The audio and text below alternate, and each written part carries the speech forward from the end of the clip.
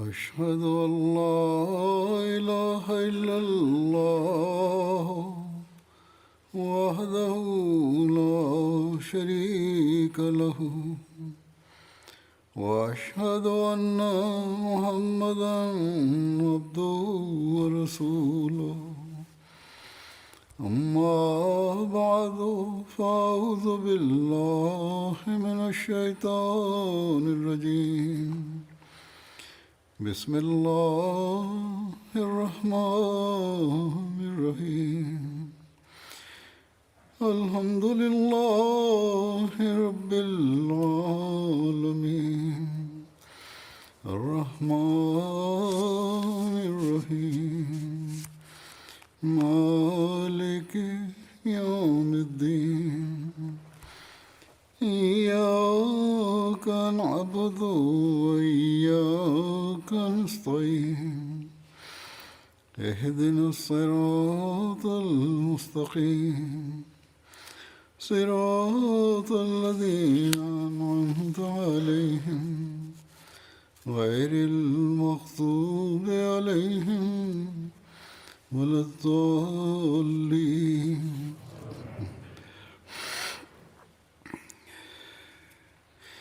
ولا تقولوا لمن يقتل في سبيل الله أموات بل أحياء ولكن لا تشعرون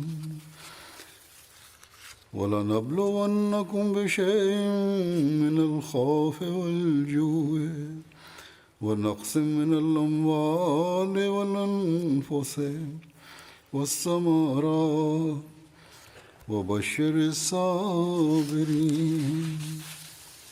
الذين إذا أصابتهم مصيبة قالوا إنا لله وإنا إليه راجعون.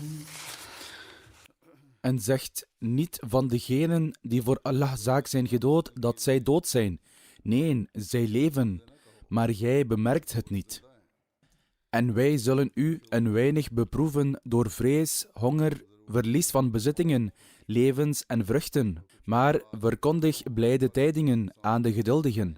Zij die, wanneer een rampspoed hen achterhaalt, zeggen: voorzeker, wij zijn van Allah, en tot hem zullen wij wederkeren.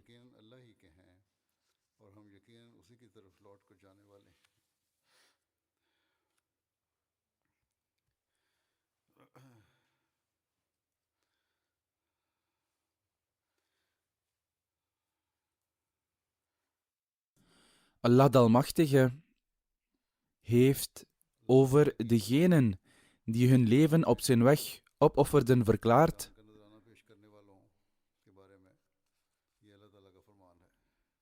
dat zij niet dood zijn, maar levend. In de Ahmadiyya Muslim Jamaat is het opgeven van het leven op de weg van Allah de Almachtige al meer dan 100 jaar in praktijk gebracht. Zijn deze offers tevergeefs geweest? Nee. In feite heeft Allah de Almachtige, naast het verhogen van de status van deze martelaren in overeenstemming met zijn belofte, de Jamaat zelfs een grotere vooruitgang dan voorheen geschonken. Terwijl deze martelaren enerzijds een aparte status in het hiernamaals hebben verworven, die specifiek voor hen is gereserveerd, en dat hun status verder zal worden verhoogd, hebben zij tegelijkertijd ook in deze wereld een glanzende erfenis achtergelaten. Bovendien is het opofferen van hun leven voor Allah de Almachtige niet alleen een middel om hen het eeuwige leven te schenken, maar ook een middel om de Jamaat nieuw leven in te blazen. Het zijn juist deze personen die dienen als een middel om leven en vooruitgang te schenken aan degenen die zij achterlaten. Hoe kunnen zij dan als dood worden beschouwd? Het opofferen van het leven voor de Ahmadiyya Jamaat, waarvan het precedent werd geschapen door het offer van Hazrat Sahibzada Sayyid Abdul Latif Shahid. is over het algemeen beperkt gebleven tot de Ahmadis in Afghanistan en het subcontinent. Vervolgens heeft in Congo, Afrika, een toegewijde Ahmadi in 2005 zijn leven opgeofferd, puur ter wille van de Jamaat. Onlangs hebben leden van de Jamaat in Burkina Faso, een land op het Afrikaanse continent, gezamenlijk een opmerkelijk en werkelijk uniek voorbeeld van uiterste liefde, loyaliteit, oprechtheid, geloof en overtuiging getoond.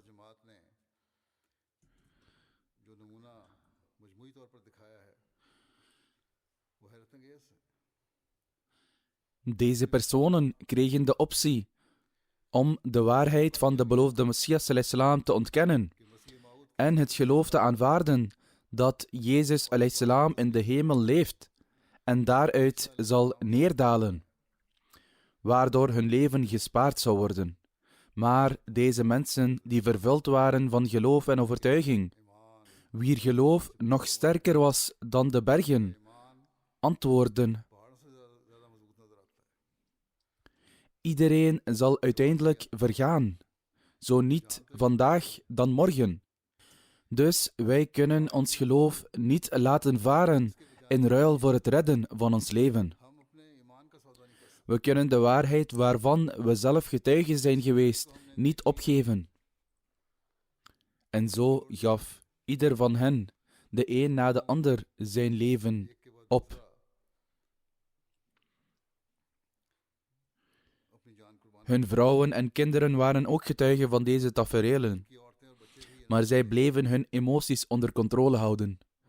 Dit zijn dus de mensen die een nieuw hoofdstuk van offers hebben geschreven in de geschiedenis van Ahmadiyyat. Namelijk na het leven van de beloofde Messias ﷺ, waarin Hazrat Sahib Zada Sahib radiyallahu ta'ala anhu een offer bracht. Zij offerden hun leven in deze wereld en bereikten op hun beurt een eeuwig leven. Zij vervulden inderdaad de eed die zij hadden afgelegd om hun leven, rijkdom en tijd op te offeren en vervulden deze op zo'n manier dat zij, ondanks dat zij later zijn toegetreden, degenen die voor hen waren toegetreden, overtroffen.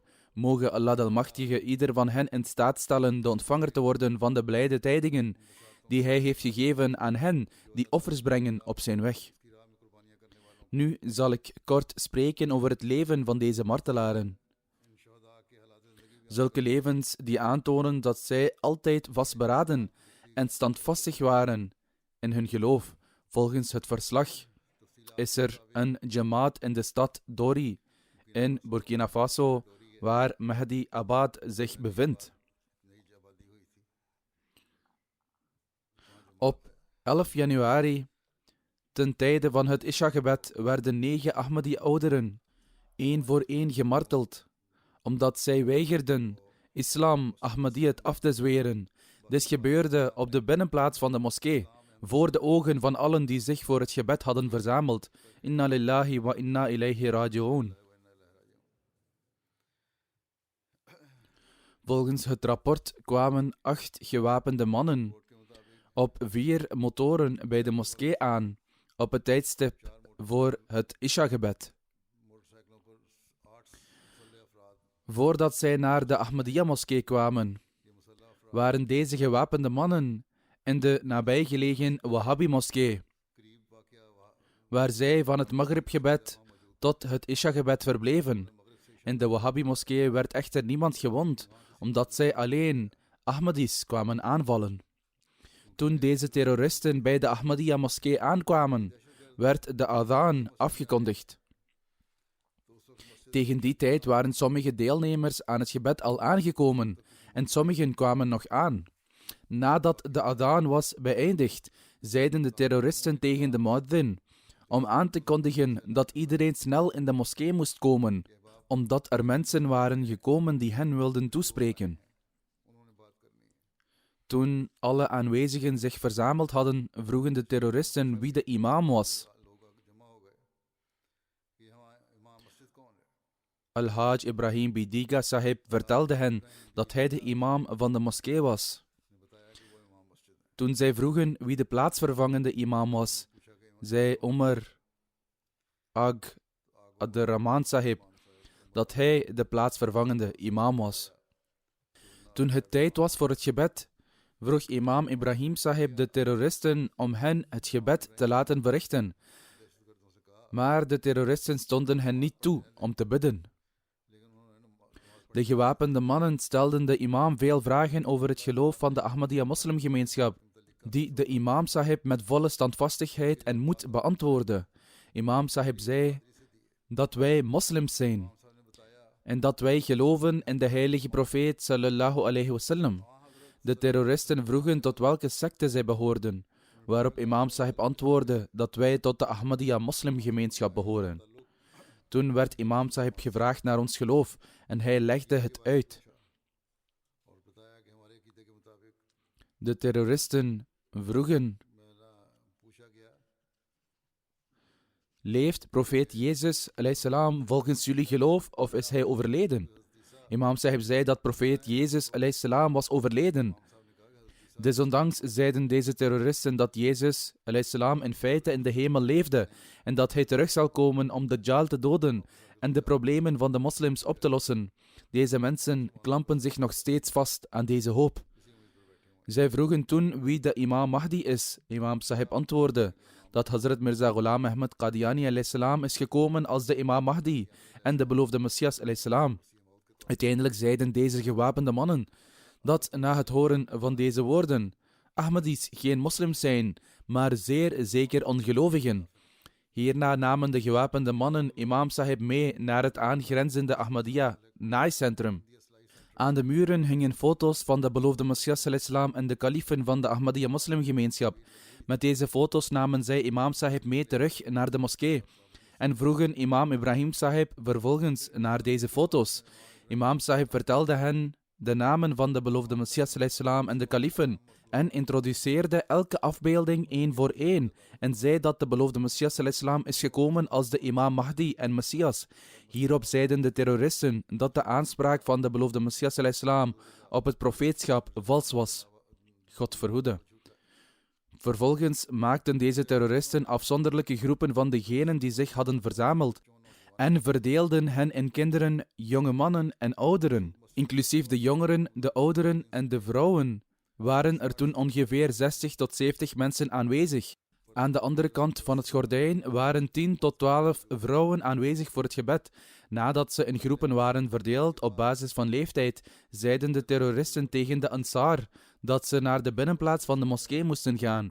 Op dat moment waren er 10 ouderen in de moskee aanwezig, waaronder een oudere die lichamelijk gehandicapt was. Toen hij opstond om met zijn Ansar-broeders mee te gaan, zeiden de terroristen tegen hem dat hij geen nut had en dwongen hem weer te gaan zitten. Ze namen de andere 9 leden mee naar de binnenplaats. Zij lieten hen op de binnenplaats staan en zeiden tegen imam Ibrahim Bidiga Sahib dat als hij Ahmadiyyat verwerpt, zijn leven gespaard zou worden. Imam Sahib antwoordde: als u wilt, kunt u mijn hoofd afhakken, maar ik kan Ahmadiyyat niet verlaten. Het is voor mij niet mogelijk om terug te keren van de waarheid die ik heb aanvaard.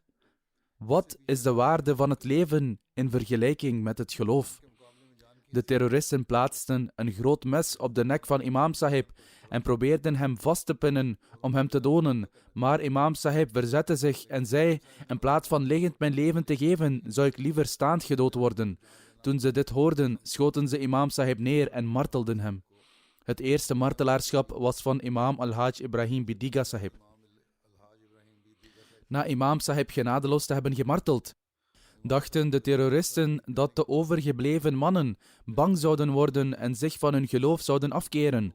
Dus zeiden ze tegen de volgende Ahmadi-ouderling: verlaat Ahmadiyyat, of ook jij zal hetzelfde einde kennen als je imam. Met grote moed en dapperheid zei deze oudere: het is voor mij niet mogelijk om Ahmadiyyat op te geven. Het pad waarop onze imam zijn leven heeft gegeven, zullen wij ook bewandelen. Toen zij dit hoorden, schoten zij hem in het hoofd en martelden hem. De achterblijvers werd één voor één gevraagd de imam Mahdi te ontkennen en Ahmadiyyat te verlaten. Als zij dit deden, zou er niets tegen hen gezegd worden en zouden zij mogen leven. Met een vastberadenheid groter dan bergen, omarmden en aanvaarden alle leden het martelaarschap met de grootste moed en dapperheid. Niet één van hen toonde ook maar de geringste zwakte. Nog ontkenden zij Ahmadiyyat. De een na de ander viel op de grond toen ze gemarteld werden, maar niemands geloof werd geschokt. Ieder van hen toonde vastberaden overtuiging en onverschrokkenheid. En terwijl ze de banier van hun geloof omhoog hielden, gaven zij hun leven op de weg van Allah. Op elk van de martelaren werden ongeveer 3 kogels afgevuurd. Onder de 9 martelaren waren ook tweelingbroers. Toen 8 personen waren gemarteld, bleef alleen Omar Ag Abdurrahman Sahib over, die 44 jaar oud was. Qua leeftijd was hij de jongste van de martelaren. De terroristen zeiden tegen hem dat hij jong was en zich kon redden door Ahmadiyyat op te geven. Maar hij antwoordde met grote moed: ik ben ook bereid mijn imam en oudsten te volgen en mijn leven af te leggen ter wille van mijn geloof, dat de weg van de waarheid is. Hierop martelden zij ook hem genadeloos.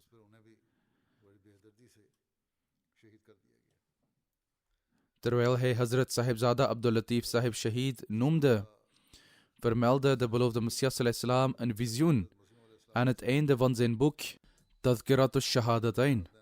Hij schreef wat God Almachtig in het visioen verklaarde. God Almachtig zal velen in zijn plaats voortbrengen.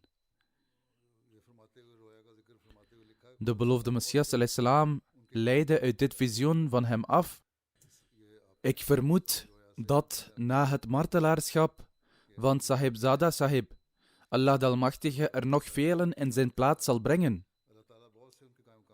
Wij zijn er getuigen van dat vandaag de dag mensen die in heel Afrika leven, dit voorbeeld hebben gevolgd en recht hebben gedaan aan het volgen van deze voetstappen. Vanaf het moment dat de terroristen de moskee binnenkwamen, tot de gedetailleerde bespreking van de leer en de hele beproeving tot het moment dat zij de moskee verlieten, duurde ongeveer 1,5 uur. Men kan zich niet voorstellen hoeveel verdriet en pijn de kinderen en de rest van het volk in die tijd leden, terwijl hun ouderen voor hun ogen werden gemarteld. Na het verlaten van de moskee vluchtten de terroristen niet onmiddellijk, maar bleven ze nog een hele tijd in Mahdiabad. En de gewapende mannen bedreigden de mensen in de moskee met: het zou beter voor jullie zijn als jullie allemaal Ahmadiyyat zouden verlaten. Wij zullen opnieuw terugkeren. En als jullie Ahmadiyyat niet hebben verlaten, of als iemand heeft geprobeerd de moskee te heropenen, dan zullen jullie allemaal worden gedood. In verband met de oprichting van de Mahdiabad Jamaat en informatie daarover wordt vermeld. De missie werd hier eind 1998 officieel opgericht. De Jamaat groeide snel en in 1999 accepteerde de overgrote meerderheid van het dorp Tikni wel Ahmadiyyat. En daarmee werd een oprechte Jamaat opgericht. Voordat hij Ahmadiyyat accepteerde, was de imam van dit dorp, Al-Haj Ibrahim Bidiga, de meest prominente Wahhabi-imam van het gebied. Hij beloofde zijn trouw na grondig onderzoek. Na het beloven van trouw werd hij een gepassioneerd prediker, een onverschrokken missionaris en een moedig soldaat. Ik heb dit nog niet vermeld, maar er wordt gezegd dat toen hij trouw beloofde, zijn vrienden en medegeleerden vroegen waarom hij Ahmadiyyat had aanvaard. Hij antwoordde: ik heb goud gevonden. Het is het bevel van Allah Almachtig. De profetieën van de heilige profeet sallallahu alaihi wasallam worden allemaal vervuld. en de heilige Koran getuigt hiervan. Dus hoe kan ik het verwerpen en beroofd blijven? In ieder geval was Imam Sahib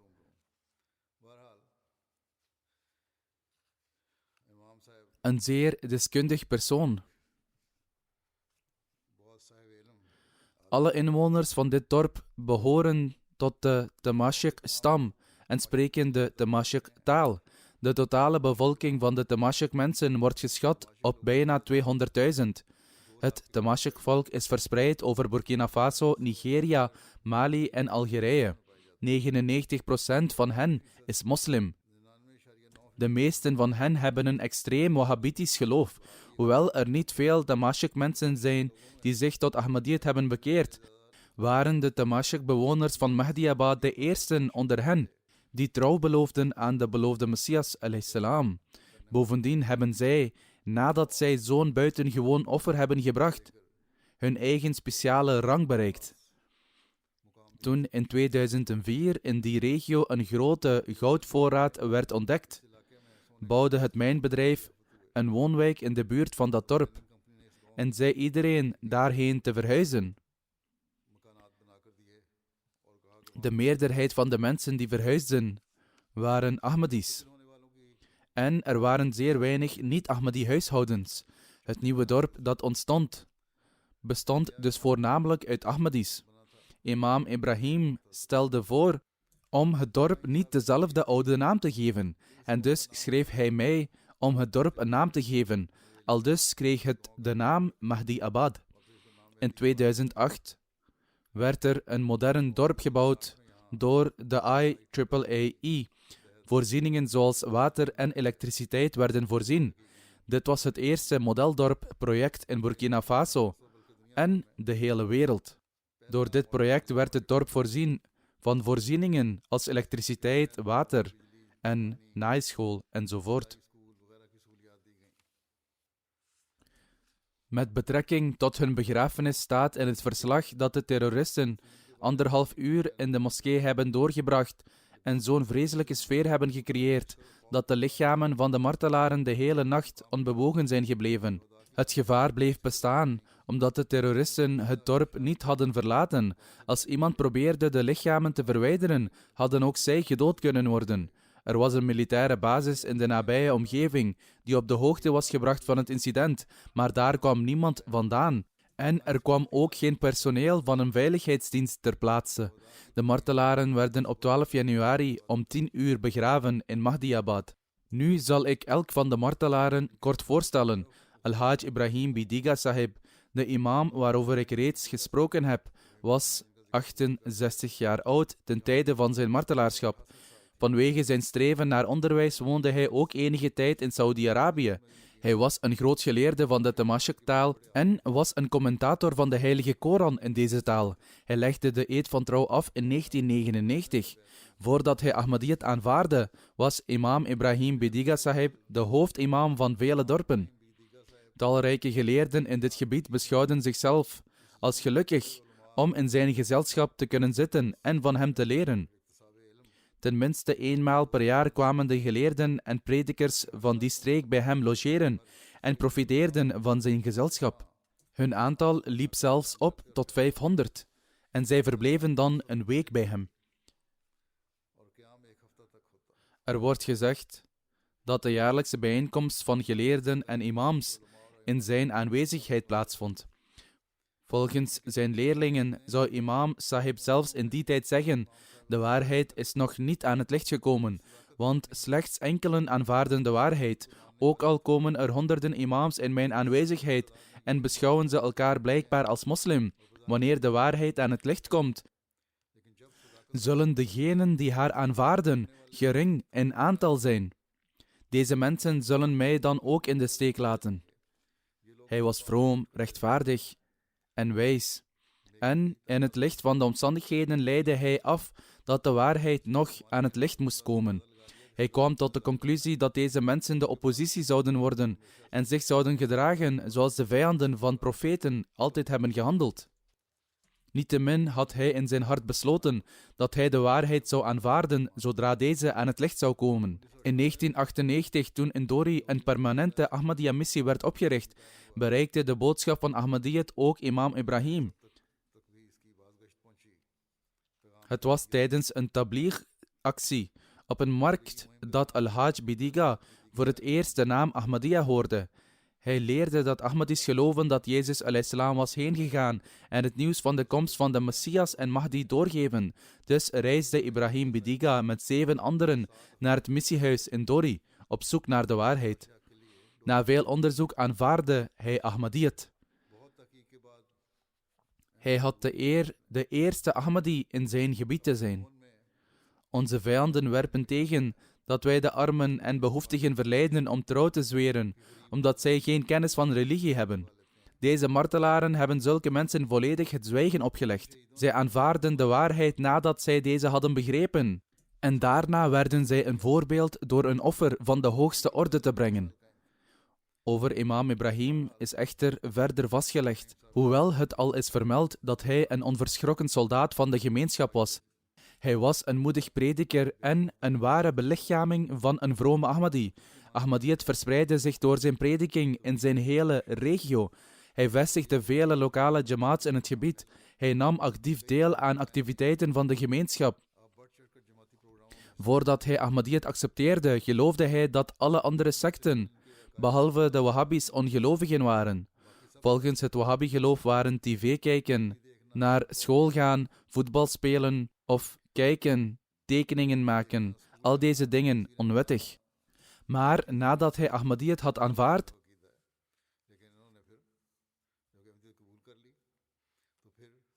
onthield hij zich van al deze verkeerde overtuigingen en onderwees hij anderen over de waarheid.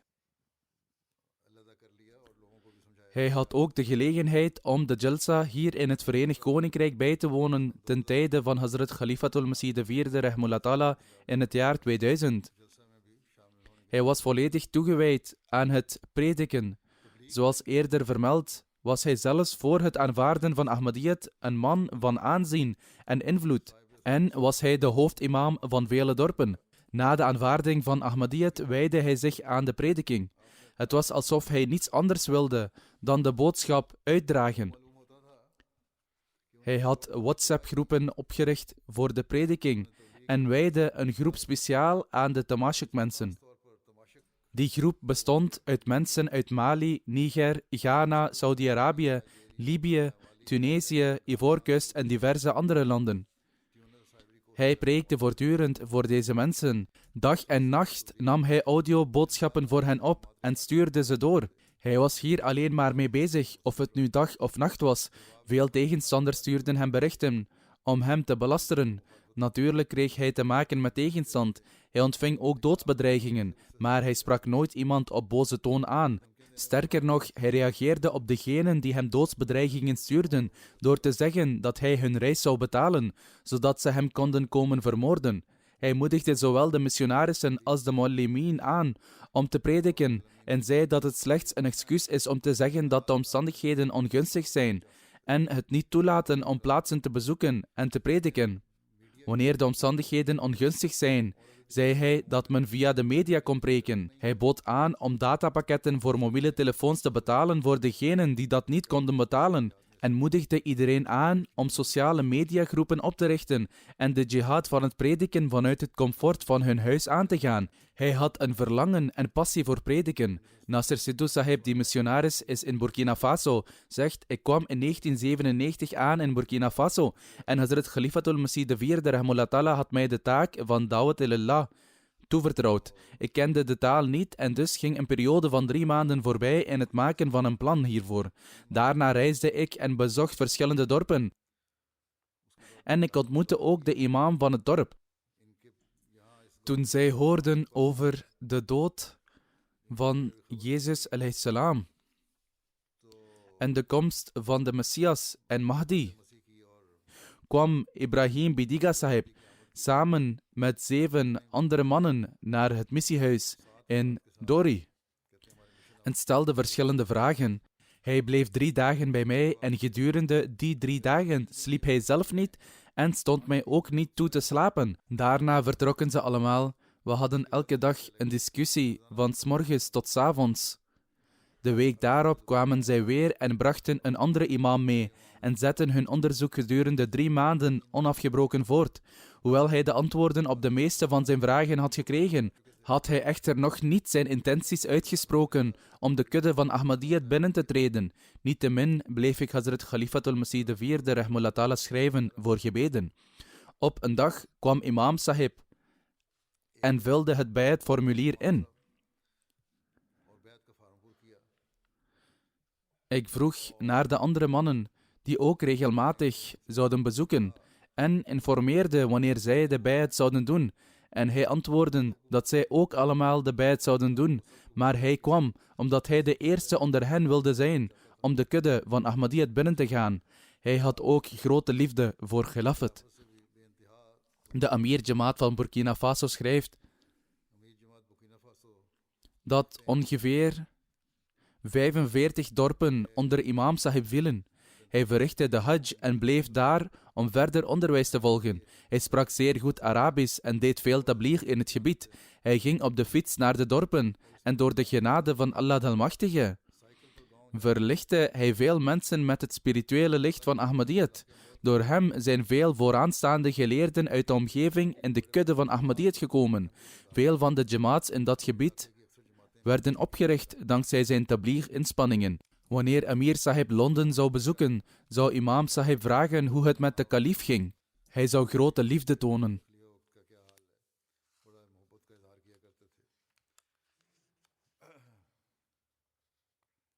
Een voorbeeld van deze liefde blijkt uit het feit dat hij, ondanks dat hij de Urdu-taal niet kent,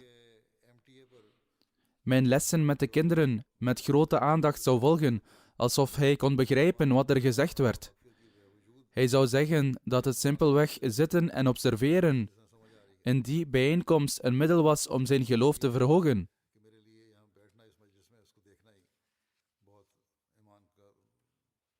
Hij zorgde goed voor de gasten en sprak over het algemeen weinig.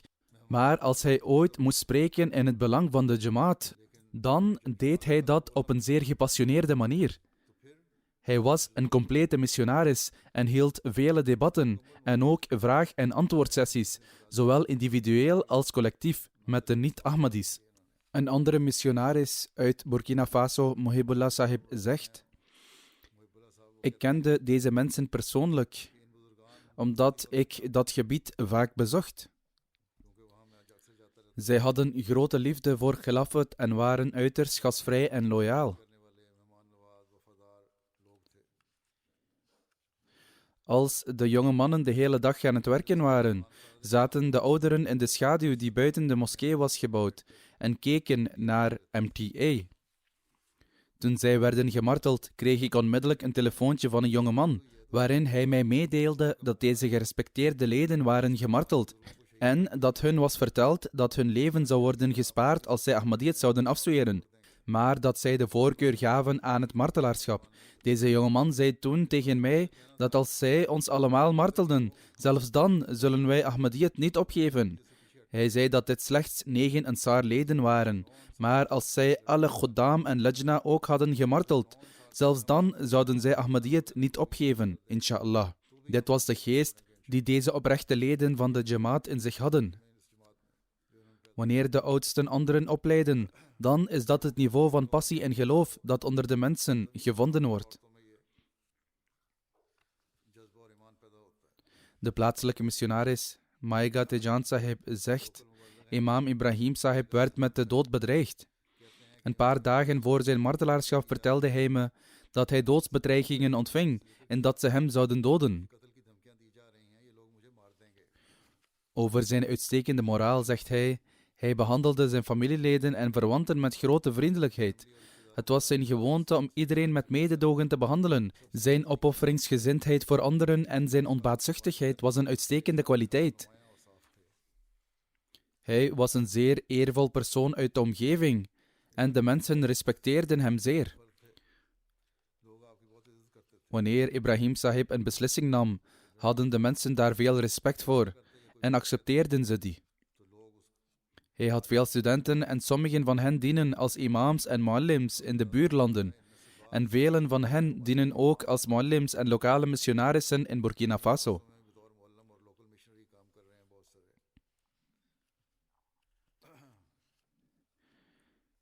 Hij was een voorbeeld voor anderen in vroomheid, rechtschapenheid en om elkaar te overtreffen in goede daden. Wanneer hij de leden opdroeg deel te nemen aan een project, nam hij er eerst zelf aan deel. Als er een oproep was voor financiële offers, was hij de eerste om daaraan bij te dragen. Hij zou nooit achterblijven bij een jamaat-activiteit of jalsa, ijtima of enig ander evenement. Hij verrichtte zijn 5-dagelijkse gebeden in de moskee en was regelmatig in het aanbieden van zijn tahajjud-gebed.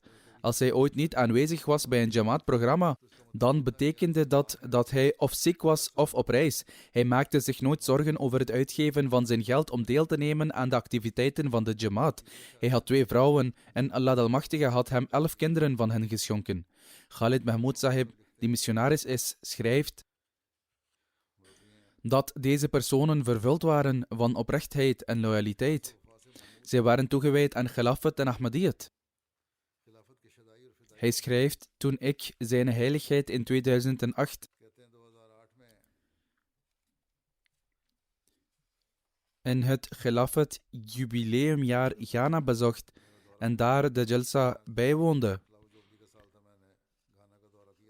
kwamen ook duizenden Ahmadis uit Burkina Faso, Mali enzovoort om mij te ontmoeten.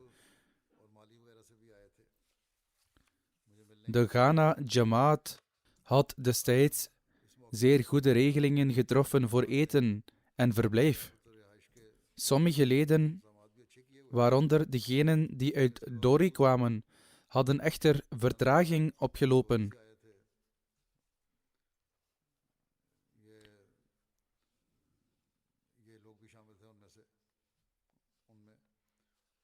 Bij het krijgen van eten, of misschien kregen ze helemaal geen eten en werd er tot laat in de nacht wat eten op de markt gekocht en aan hen gegeven.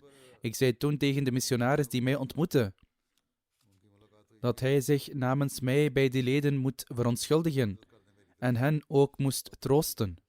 De missionaris zegt dat ik naar hen toe ging om mijn excuses aan te bieden en toen ik uw boodschap overbracht, was Al-Hajj Ibrahim Sahib de voorzitter van de Jamaat. Hij zei samen met de andere leden, we kwamen om de kalif van de tijd te ontmoeten. En nu we hem gezien en ontmoet hebben, is onze honger en vermoeidheid verdwenen en hebben we geen klachten. In feite zitten we hier en discussiëren alleen maar over onze ontmoeting en ontlenen er genoegen aan. In ieder geval was ik toen ook bezorgd dat zij zo'n lange afstand hadden afgelegd en dat velen van hen op de fiets kwamen en dat er voor hen geen adequate voorzieningen waren getroffen. En hoewel er onmiddellijk actie werd ondernomen om de nodige regelingen te treffen, gaven zij blijk van een verbazingwekkende mate van oprechtheid en loyaliteit. Zelfs op het moment dat ik dit antwoord van hen ontving, was ik verbaasd over hoe sterk deze mensen waren in hun geloof. En Muallim Al-Hajj Mahmoud Deko Sahib zegt, Sharif Ode Sahib kwam Benin bezoeken en Imam Sahib reisde 1000 kilometer van Burkina Faso per bus in de nacht en bereikte daar 3 uur in de ochtend.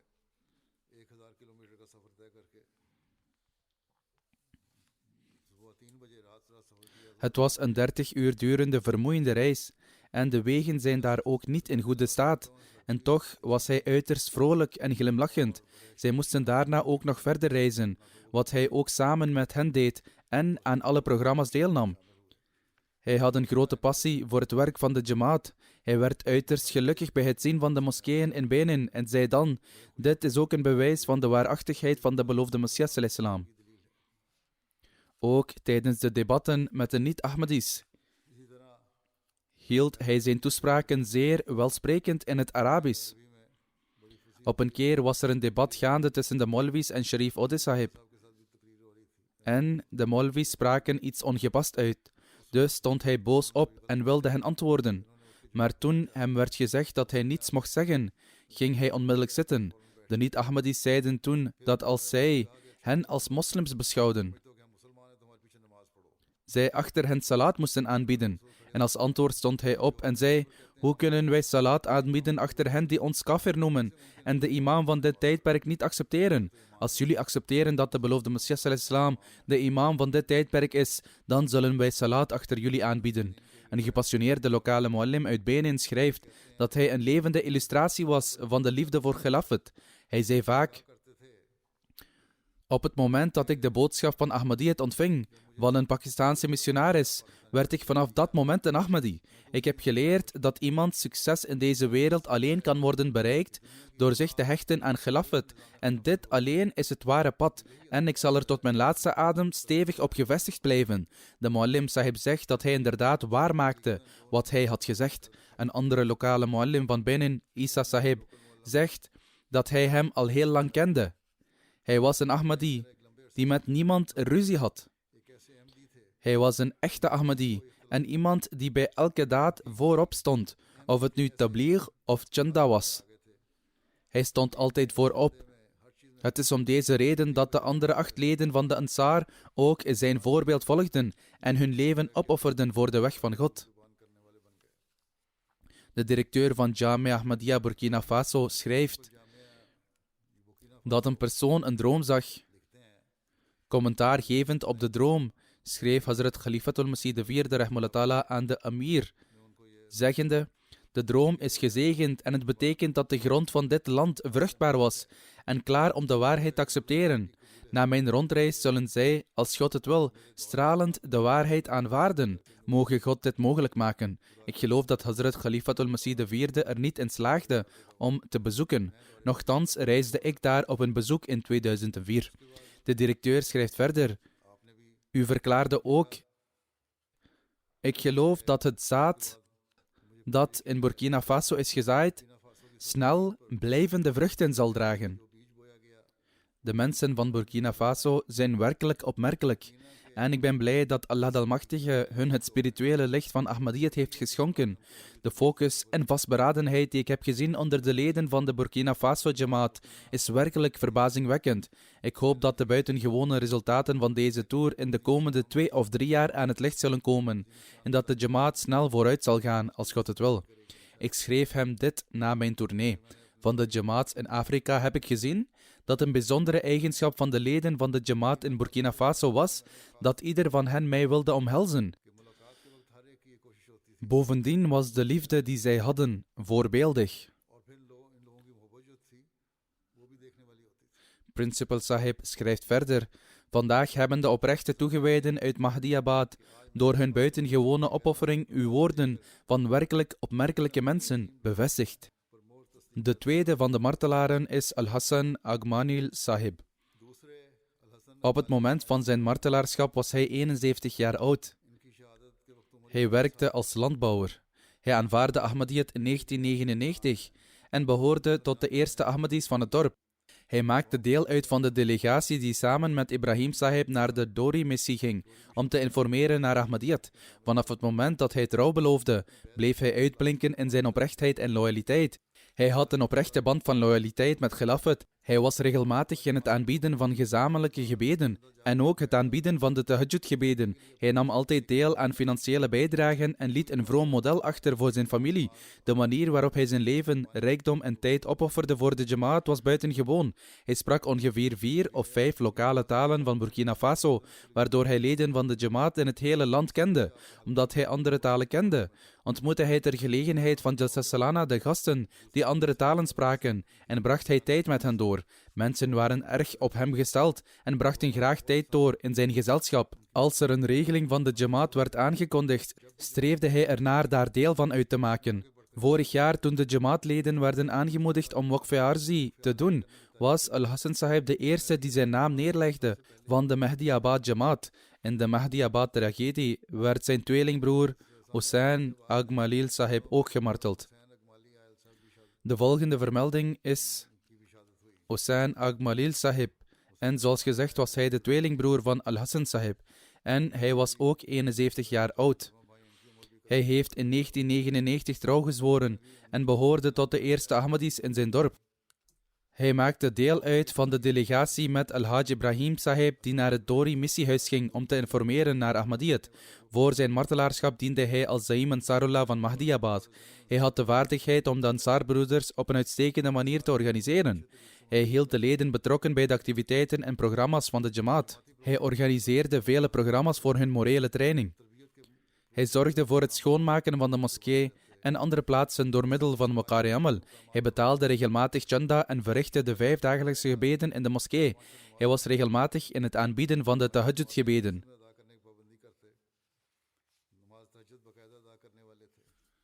Zoals eerder vermeld, werd zijn tweelingbroer ook gemarteld in de tragedie van Mahdiabad. Zij betraden deze wereld op dezelfde dag en vertrokken ook op dezelfde dag. De volgende martelaar is Hamidu Ag Abdurrahman Sahib. Hij was 67 jaar oud. Hij werkte ook als landbouwer. Hij aanvaardde Ahmadiyyat in 1999. Hij had een zeer zuiver hart en een verdraagzame instelling. Hij stond altijd vooraan in Jamaat-programma's.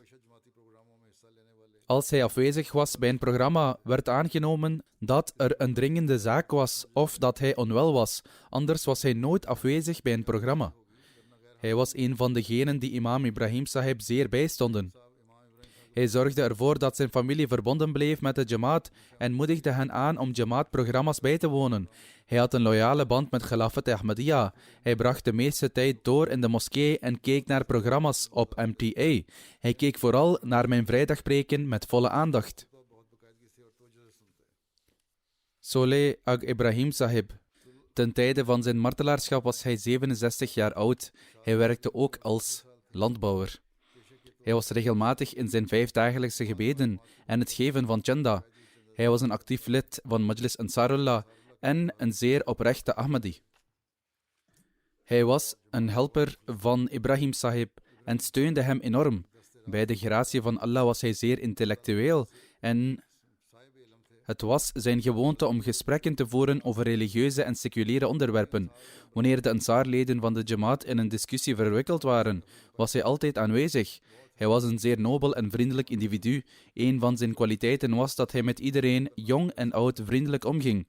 Op weg naar Jalsa Salana of een ijtema. Als hij ooit ontdekte dat een ander lid geen geld had om deel te nemen of niet genoeg had voor de reis, betaalde hij zelf voor hen zodat zij konden deelnemen.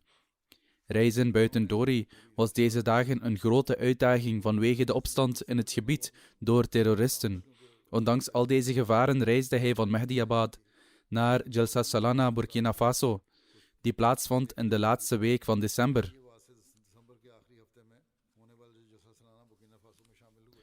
Dan was er Osman Ag Sodeh Sahib, die 59 jaar oud was. Hij was een oprechte en toegewijde Ahmadi. Hij offerde zijn rijkdom en tijd op voor de Jamaat en uiteindelijk schonk Allah de Almachtige hem de mogelijkheid om ook zijn leven op te offeren. Tijdens de bouw van de moskee in Mahdiabad leverde hij water en assisteerde hij in grote mate tijdens het bouwproces. Hij was regelmatig in het aanbieden van de gebeden en het geven van chanda. Wat hij ook verdiende, hij betaalde er eerst chanda van. Kan iemand met zo'n instelling trouw hebben gezworen uit geldzucht, zoals de tegenstanders beweren? Hij was een zakenman van beroep en had een schoenenzaak. Als iemand bij hem kwam om een schoen te kopen, maar zich geen paar schoenen kon veroorloven of niet genoeg geld had, zou hij hem nooit met lege handen laten vertrekken. Als de klant niet genoeg geld had, zei hij dat hij hem later kon betalen. Dan is er Ali Ag Maguel,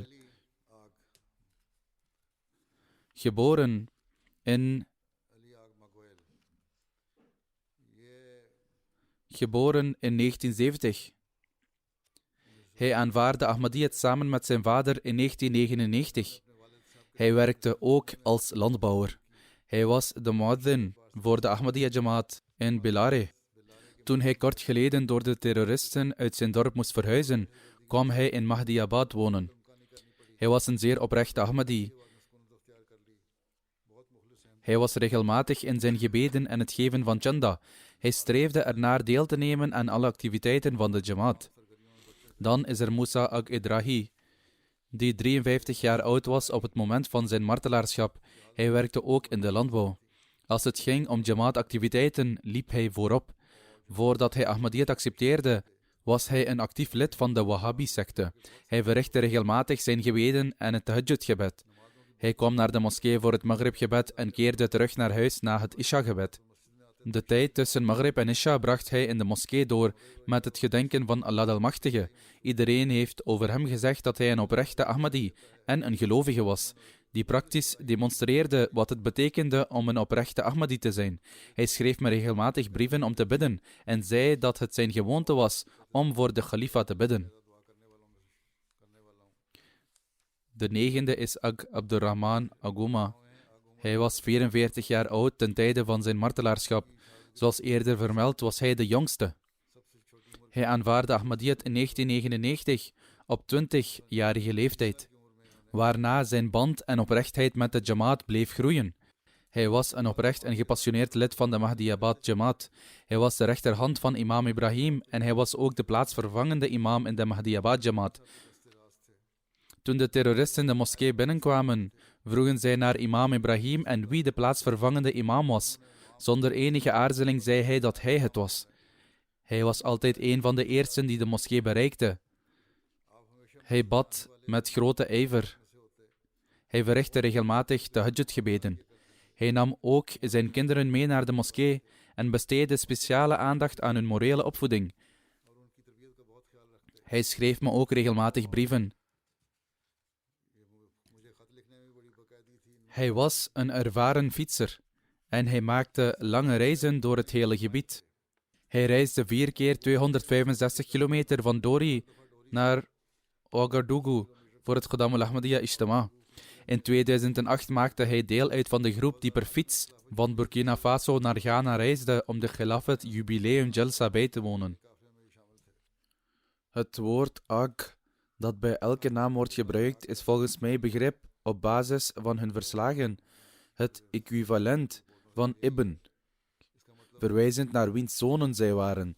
Dat betekent Ag, wat aangeeft dat zij de zoon zijn van die en die persoon.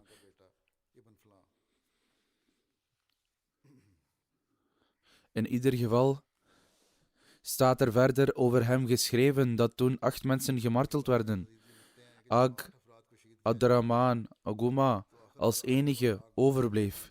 Hij was de jongste in leeftijd. De terroristen zeiden tegen hem dat hij nog jong was en dat hij zijn leven kon redden door Ahmadiyyat te verlaten. Hij antwoordde dapper en zei dat hij dezelfde weg zou volgen als de offers die zijn ouderen hadden gebracht en dat hij bereid was zijn leven op te offeren ter wille van zijn geloof. Hierop werd hij bruut in het gezicht geschoten en gemarteld. De omstandigheden in Burkina Faso zijn over het algemeen slecht. Terroristen richten in verschillende gebieden vernielingen aan. Nog maar enkele dagen geleden kwam de Qaid Sahib van Dinia naar het centrale missiehuis op het hoofdkwartier en zei dat er in zijn dorp een kruidenierswinkel was en dat daar op een dag een terrorist naartoe ging. Dit is in een heel ander gebied. Hij ging iets kopen en keek overal. Er waren foto's van de beloofde Messias al-Islam en de kalifen in de winkel. Hij vroeg Qaid Sahib wiens foto's dat waren. Qaid Sahib antwoordde dat dit afbeeldingen waren van de beloofde Messias al-Islam en zijn kalifen. Hij antwoordde dat dit niet de beloofde Messias was, maar dat sommige moslims gewoon bij elkaar waren gekomen en een groep hadden gevormd. En dit was juist die groep die ongelovig is. Voordat hij vertrok bedreigde hij de Qaid door te zeggen dat hij de afbeeldingen moest verwijderen. Anders zou het niet goed voor hem zijn als de afbeeldingen er de volgende keer dat hij kwam nog steeds waren. Echter, de Qaid Sahib liet de foto's daar zoals ze waren. Een paar dagen later kwam die persoon terug om wat dingen te kopen. En hij zag dat de foto's er nog steeds waren en dus vertrok hij. Qaid Sahib vertelde dit voorval en vroeg zelfs om meer foto's. In plaats van bang te worden, zei hij dat hij deze foto's ook op andere plaatsen zou ophangen. Dit hele gebied is al lange tijd in handen van terroristen, terwijl de regering er geen enkele controle heeft. Dit gebied grenst aan Mali en aan de andere kant grenst Dori aan Niger. Op deze manier staat de hele gordel onder hun controle. In ieder geval zijn dit de stralende sterren van Ahmadiyyat, die een groot voorbeeld hebben achtergelaten. Mogen Allah de Almachtige hun nageslacht in oprechtheid en trouw vermeerderen.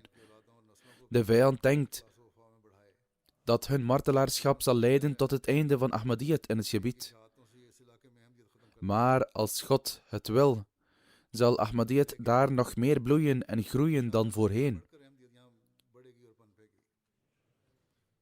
Het bestuur daar, inclusief Amir Sahib, moet verstandig zijn en een plan opstellen voor de verspreiding. En zij moeten de mensen daar geruststellen. Mogen Allah de Almachtige de families geduld en kracht blijven schenken. Mogen Hij hen in staat stellen het doel te begrijpen waarvoor hun ouderen hun leven hebben opgeofferd. In ieder geval moeten we verstandig zijn en daar een plan bedenken. Ik heb hen ook al eerder gezegd dat ze naar buiten moeten gaan en de boodschap verspreiden. Om in de behoeften van de families van martelaren te voorzien en hen te helpen weer op eigen benen te staan, is er ten tijde van Hazrat Khalifatul Masih IV Rahimahullah Ta'ala een fonds opgericht, dat bekend staat als Sayyidina Bilal Fonds. Dat wordt besteed aan de families van martelaren. Deze dagen, nadat dit incident plaatsvond, hebben sommige mensen op individueel niveau en andere subverenigingen en zelfs jamaats donaties gestuurd om de behoeften van de families te helpen vervullen. Als er echter al een fonds is opgericht, moet iedereen zijn donaties overmaken aan het Sayyidina Bilal Fonds. En dan kunnen ze aangeven dat deze donaties specifiek voor de martelaren in de Mahdiabad Jamaat in Dori zijn.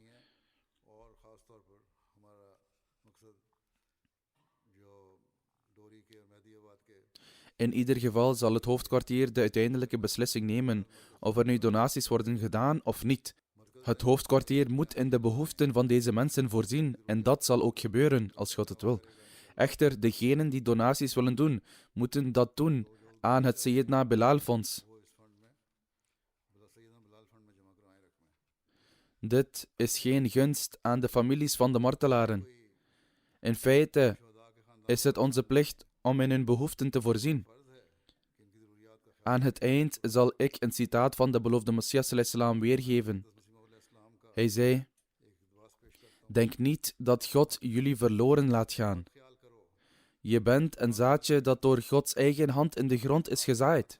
God zegt dat dit zaad zal groeien en bloeien en dat het zich in alle richtingen zal vertakken, terwijl het een grote boom wordt, als God het wil.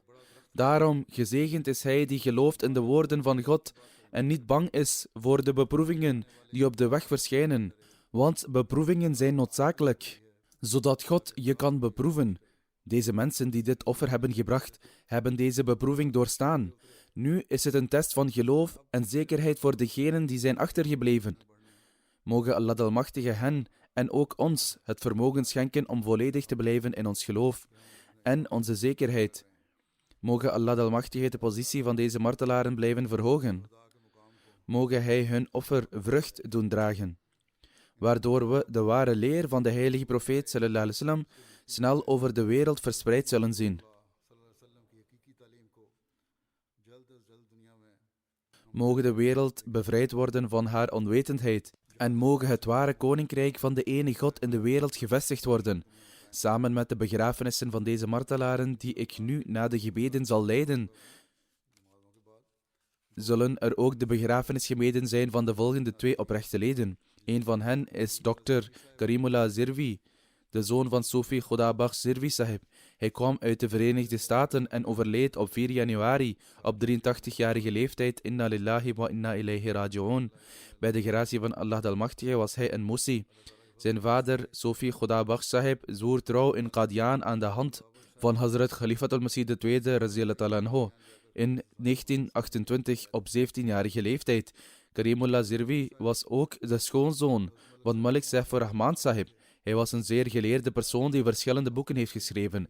Hij was ook in staat om vele diensten te verlenen aan de Jamaat. Mogen Allah de Almachtige hem vergeving en genade schenken. De tweede begrafenis is van de vrouw van Zirvi Sahib, Amatul Latif Zirvi Sahiba, die de vrouw was van Karimullah Zirvi. Zij woonde in de Verenigde Staten en was de dochter van Malik Saifur Rahman Sahib. Zij overleed op 6 januari, 2 dagen na het overlijden van haar man, op de leeftijd van 78 jaar. Inna lillahi wa inna ilayhi raji'un. Ze was een Musia. Zoals ik al zei, was zij de dochter van Malik Saifur Rahman Sahib. En haar moeder heette Amatul Rashid Shaukat, die redactrice was van het tijdschrift Al-Misbah in Rabwah. Ze werd geboren in Qadian. Ze had een passie voor leren. Ze was goed opgeleid met een masterdiploma. Ze had ook de mogelijkheid om grote diensten te verlenen aan de Jamaat. Mogen Allah Almachtige ook haar met vergeving en genade behandelen. Haar broer Malik Mujibur Rahman Sahib schrijft over zijn zus en zwager. Ze waren een zeer liefdevol stel. Ze hebben veel moeilijkheden doorstaan, maar ze klaagden nooit ergens over. Ik heb ze nooit negatief over iemand horen spreken. Beiden waren diepe zeeën van kennis. Tot hun laatste dagen behandelden ze iedereen met liefde, zorgden voor hun behoeften en toonden veel liefde en medeleven. MashaAllah, ze leefden complete en vervullende levens. Ze zouden een positieve invloed hebben op iedereen die om hen heen was en ze waren invloedrijke ouderen. Mogen Allah Almachtige hen vergiffenis en genade schenken.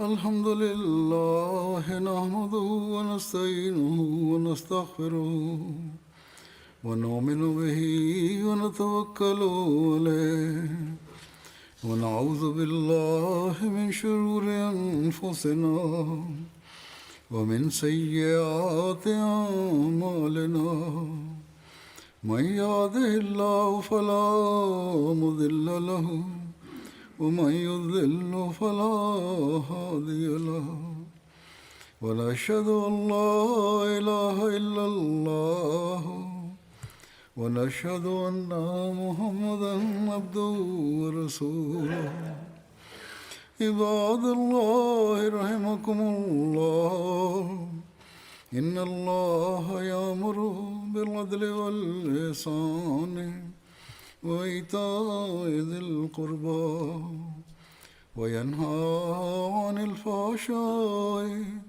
والمنكر والبغي يعظكم لعلكم تذكرون اذكروا الله يذكركم وادعوه يستجب لكم ولذكر الله أكبر